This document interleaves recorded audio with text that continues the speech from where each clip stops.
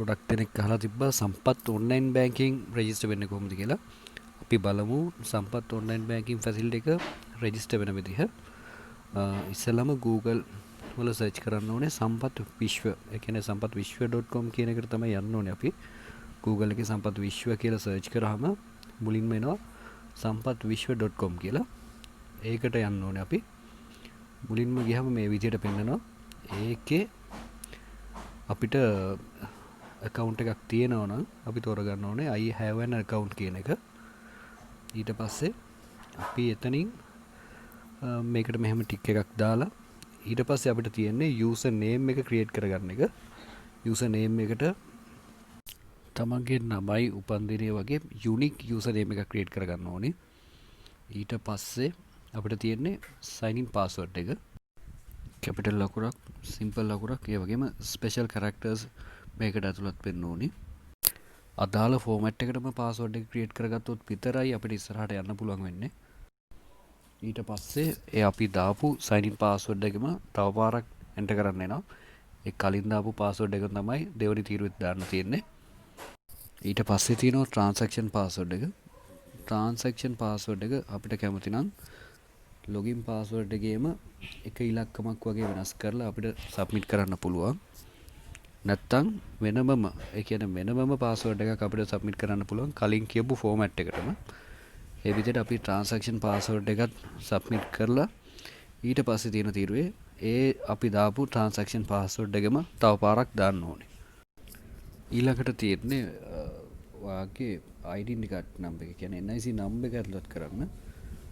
සමහරුන්ට NIC ඒ කියන්නේ අලුතෙන් issue කරපු NIC numbers තියෙනවා. ඒ වුණාට අපි ඇතුළත් කරන්න ඕනේ බැංක් එකේ account එක open කරද්දි submit කරපු ID number එක තමයි දාන්න ඕනේ මෙතන.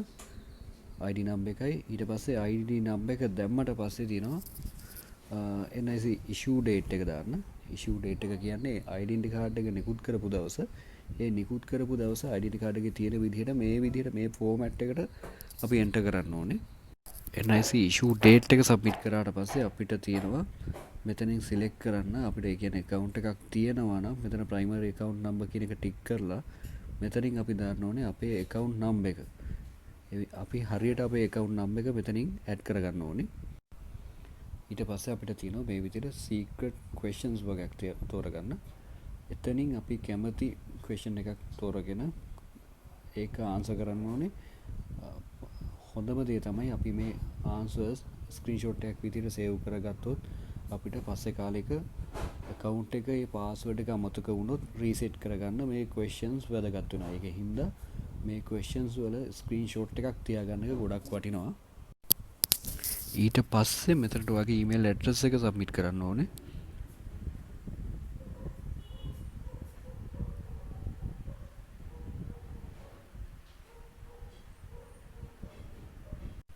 ඒ වගේම මේ visual verification එකේ තියෙන characters හරියට enter කරන්න ඕනේ.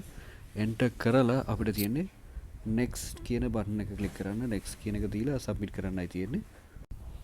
ඒ විදිහට කරාට පස්සේ මොකක් හරි error එකක් තියෙනවා නම් මේ විදිහට රතු පාට කේජ් එකක් එක්ක errors ටික වෙනමම පෙන්නනවා.